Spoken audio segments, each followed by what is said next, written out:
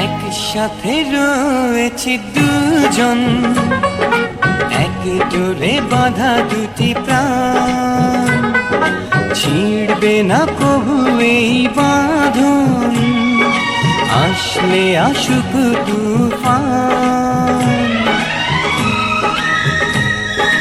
আজকে কিন্তু একেবারে পরিবেশটা মনে হচ্ছে যে শীতের বিকেল।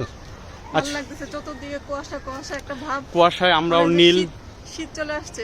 হ্যাঁ।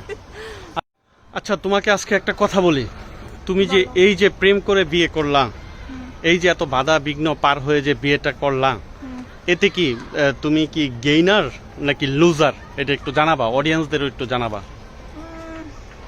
আসলে প্রেম করে বিয়ে আর হচ্ছে অ্যারেঞ্জ ম্যারেজ যেটাই হোক, দুইটাতেই লাভবান, দুইটাতেই লুজার। তবে আমার কাছে সবসময় মনে হয় যে কোনো সম্পর্কেই ট্রাস্ট এবং রেসপেক্টটা যদি থাকে, তবে সংসারে তো আসলে ঠুকাঠুকি থাকবেই, কিন্তু এই ঠুকাঠুকির ভেতরেও যদি আমাদের সেই রেসপেক্টটা থাকে, সেটা হতে পারে প্রেমের বিয়ে, সেটা হতে পারে অ্যারেঞ্জ ম্যারেজ।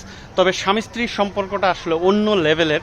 এখানে অনেকেই বলতে পারে যে এটা অনেক ঝগড়া রেষারেষি এরকমও যেমন থাকবে, তবে ঝগড়া না থাকলে ভালোবাসায় হ্যাঁ, ঝগড়া না থাকলে ভালোবাসা টেকসই হয় না, বা ভালোবাসার সেই যে লিমিটের ভিতরে যেন আমরা লিমিটের ভিতরে থাকি।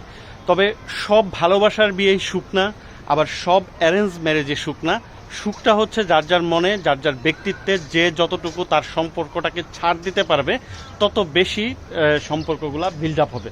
ঠিক একইভাবে সংসার লাইফেও আমাদের এইভাবেই একই, কিন্তু আমরা যদি একটু ছাড় দেই, একটু যদি রেসপেক্ট রাখি, তাহলে কিন্তু আসলে সংসারটা সুন্দর হয়। তো এই জিনিসগুলো আমাদের সবারই মানতে হবে। তবে প্রেমের বিয়ে সবসময় বাধা বিঘ্ন ফ্যামিলি থেকেও থাকে, তো এরকম থাকবেই। তবে গার্জিয়ানের সম্মতিতেই তো আসলে বিয়ে করা উচিত, সবারই করা উচিত। কিন্তু আসলে একটা সময় দেখা গেছে আমরা নিজেরা যখন পছন্দ করি, আসলে এটা তো উপরওয়ালা দেওয়া, এটা আসলে আমরা চাইলেই হবে না। অনেক বিয়ে কিন্তু নিজেরা চাচ্ছে, কিন্তু সেই বিয়েগুলো কিন্তু কোনোভাবে হচ্ছে না, তাদেরকে পরে অন্য বিয়ে দিয়ে দিচ্ছে। আর প্রেমের বিয়েতেও ঝামেলা থাকে, বাবা মা পছন্দ করে দিতেছে, সেটাতেও ঝামেলা থাকে, ঝামেলা থাকতেই পারে। হ্যাঁ, তবে প্রেমের বিয়ে একটা সুবিধা হচ্ছে কি, প্রেমের বিয়ে বাবা মা দায় নিবে না, ওটা দায়টা শুধুমাত্রই হাজবেন্ড ওয়াইফের। আর যদি বাবা মা বিয়ে করে দেয়, সেই ক্ষেত্রে ওই দায়টা নিবে, এবং সেটা বলবে কি, ওই সময় যদি কোনো প্রবলেম হয়, সেটা কিন্তু বলবেই যে এটা তোর তকদিরে ছিল, তোর কপালে ছিল। কিন্তু সেটা কিন্তু প্রেমের ক্ষেত্রে হয় না। তবে আমি সবসময় প্রেমটা ভালো, তবে আমি যার সাথে প্রেম করব তারকে যেন আসলে, প্রেম বলতে কি মন দেয়া নিয়ে, আসলে এটা কিভাবে হয় জানি না, আমাদের প্রেমটাও যে কিভাবে হয়ে গেছে জানি না। প্রথমে ভালো লাগা থেকেই প্রেম, ওইখান থেকে আজকে বিয়ে। আমরা 15টি বছর একসাথে কাটিয়েছি। হ্যাঁ, এই সময়ের ভিতরেও কিন্তু আমাদের ভিতরে দ্বন্দ্ব বিবাদ থাকে, কিন্তু তারপরও আমার কাছে মনে হয় যে ভালোবাসার জায়গা থেকে আমরা আসলে একজন আরেকজনকে সম্পূর্ণ রূপেই ভালোবাসি। তুমি কি বলো? ভালোবাসার জায়গা থেকে আমরা অনেক সুখী।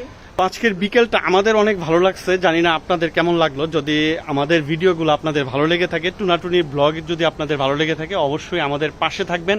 যদি আজকের ভিডিওটি ভালো লেগে থাকে, অবশ্যই পেজটি ফলো দিয়ে, ভিডিওতে লাইক দিয়ে আমাদের পাশে থাকবেন। ভালো না লাগলেও কিন্তু পেজটি ফলো দিয়ে রাখবেন, অবশ্যই পেজটি ফলো দিয়ে রাখবেন। একসাথে চলতে চলতে দেখতে দেখতে ভালোবাসা ভালো লাগে একসময় হয়ে যাবে ইনশাল্লাহ। তো টুনাটুনি ব্লগের পেজ থেকে আমি আজকে টুনা এবং টুনি বিদায় নিচ্ছি। সবাই ভালো থাকবেন, সুস্থ থাকবেন, ভালো রাখবেন আপনার কাছের মানুষকে, সেই প্রত্যাশায় বিদায় নিচ্ছি। আল্লাহ হাফেজ।